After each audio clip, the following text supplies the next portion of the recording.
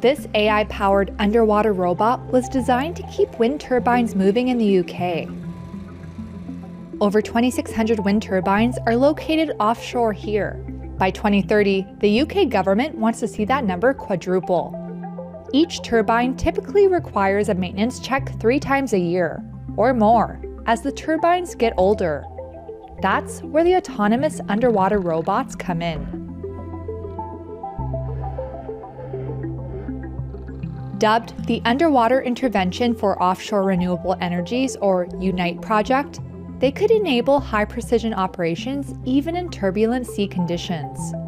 David Morrison is a project manager at the National Robotarium, one of the project's supporters. We're trying to move people from those dangerous situations, and also there's not enough people to do the kind of inspections or the frequency of inspections that are needed. So that's kind of the big problem that we're trying to solve here. The robots are currently undergoing trials in Edinburgh as part of the government-backed $1.7 million project. The robot's AI integrates 3D mapping technology, enabling it to create detailed underwater maps. This helps the robot navigate complex offshore structures and precisely identify components requiring maintenance. Jonathan Scharf-Vilners is the CEO of Frontier Robots, a collaborator on the project.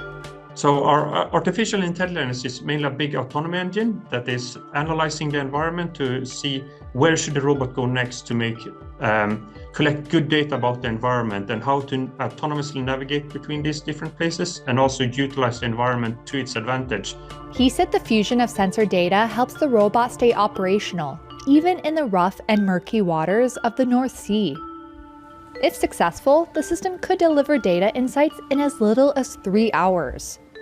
That's a significant improvement from the current industry standard of 3 weeks.